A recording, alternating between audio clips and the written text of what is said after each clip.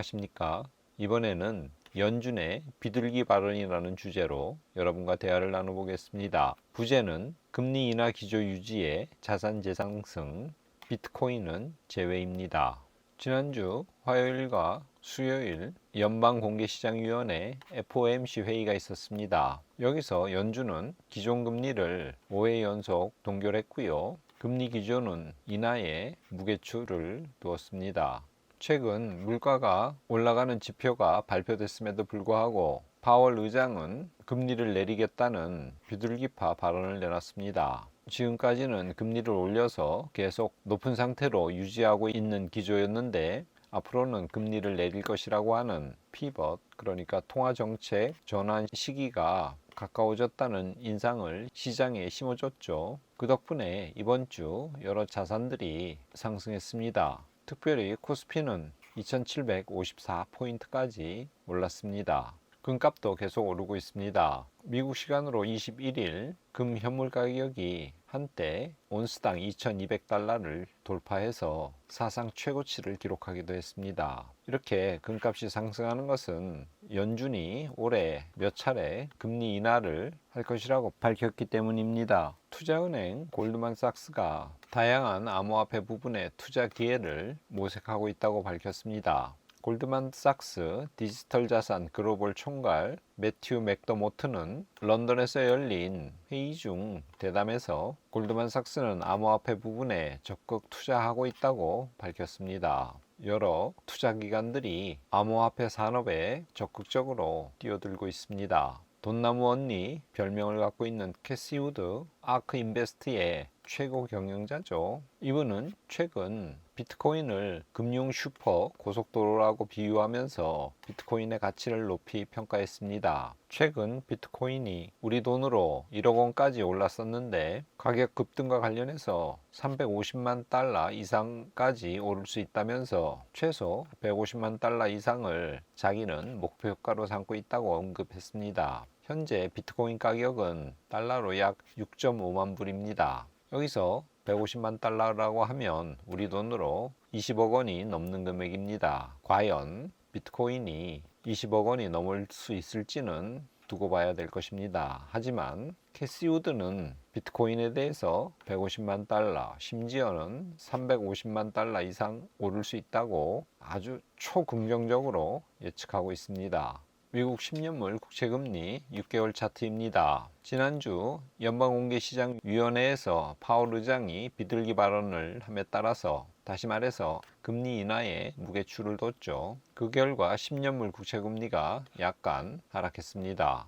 금리가 인하될 것이라는 파월 의장의 발언에 이번 주에 거의 모든 자산들이 올랐습니다. S&P 500 지난 한 주 1.54% 상승했습니다. 연초 대비로 보면 지금 10.36% 오른 상태입니다. 우리 코스피 차트도 지난주에 2.6%나 상승했죠. 연초 대비로 보면 현재 약 3%가량 오른 상태입니다. 비트코인 차트입니다. 다른 자산들은 지난주에 올랐는데 비트코인을 비롯한 암호화폐 시장은 별로 안 좋았죠. 지난 한 주 동안 4.51% 하락했습니다. 앞선 주에도 5%대 하락해서 2주 연속 거의 10%나 고점 대비 빠졌습니다. 하지만 연초 대비로 보면 46%나 오른 상태입니다.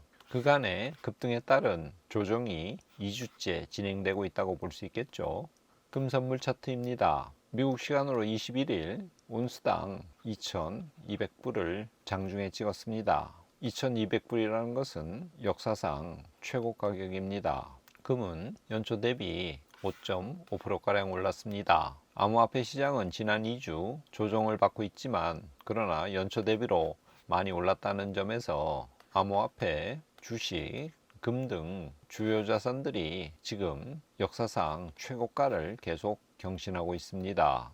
서부 텍사스 중진류 6개월 차트입니다. 최근 조금씩 올라서 배럴당 80불 초반대에 이르렀습니다. 정리해 보겠습니다. 지난주 미국 시간으로 19일과 20일 연방공개시장위원회가 열렸죠. 영어 약자로 FOMC라고 말합니다. 회의가 끝난 후 기자회견에서 파월 의장은 금리 인하 기조를 유지하겠다고 발언했습니다. 금리 인하 방침에 변화가 없다는 발언에 10년물 금리가 하락했습니다. 앞으로 금리가 인하될 것이라는 연준의 방침을 확인한 시장은 우호적으로 반응했습니다. 거의 모든 자산 가격이 상승했습니다. 금은 21일 날 역사상 최고가를 장중에 찍기도 했습니다. 하지만 암호화폐는 2주 연속 5%대 조정 중에 있습니다. 이 조정은 연초 대비로 거의 50%까지 오른 급상승 뒤에 당연한 숨고르기 현상이라고 볼 수 있겠습니다. 올해 여러 나라에서 선거가 치러지죠. 그래서 돈을 풀고 선심 공약을 하는 등 포퓰리즘 정책이 만연하고 있습니다. 연준 의장 제롬 파월도 이런 분위기를 거스르기 어려울 것입니다. 그래서 강경 정책을 펼치기보다는 매파가 아니라 비둘기식 정책을 펼칠 수밖에 없겠죠. 저희는 계속 에이스 미국 S&P 500 35%, 에이스 미국 고배당 S&P 35%, 한국 금거래소에서 금 10%, 그리고 암호화폐 20% 비율로 분산 투자할 것을 권하고 있습니다. 특별히 암호화폐 20%는 비트와 이더 비율을 2대 8로 할 것을 권하고 있습니다. 제 생각에 암호화폐 시장은 내년 여름 또는 가을까지 뜨거울 것이라고 보고 있습니다. 현재는 상승장이기 때문에 상승장에서는 떨어질 때마다 사야 됩니다. 그것을 영어로 buy the dip이라고 하죠. 상승장 마지막으로 가면 분출 랠리가 펼쳐집니다. 즉 상승 기울기가 거의 수직으로 치솟는다는 뜻입니다. 이때는 매수하면 안 되죠. 그렇기 때문에 저는 암호화폐 20%에 할당된 이 금액을 가격이 분출하기 전 올 여름이나 초가을까지 모두 투자할 것을 권합니다. 그리고 암호화폐는 내년에는 투자해서는 안 된다고 보고 있습니다. 즉 올해와 내년에 투자할 20% 할당액을 저는 올 여름 또는 초가을까지 지금부터 분산해서 가격이 출렁거리며 떨어질 때마다 분산 투자할 것을 권합니다. 암호화폐 투자와 관련해서 좀 더 부연 설명하겠습니다. 제가 앞서 골드만삭스가 암호화폐 산업 투자 기회를 적극 모색한다는 내용을 말씀드렸고요. 캐시우드가 비트코인은 금융 슈퍼 고속도로라고 언급한 내용도 소개해드렸습니다.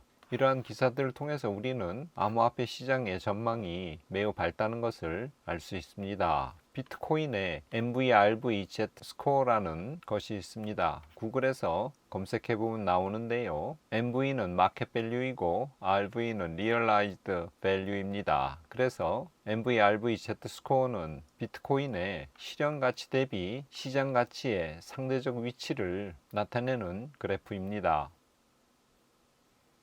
이것이 MVRVZ 스코어입니다.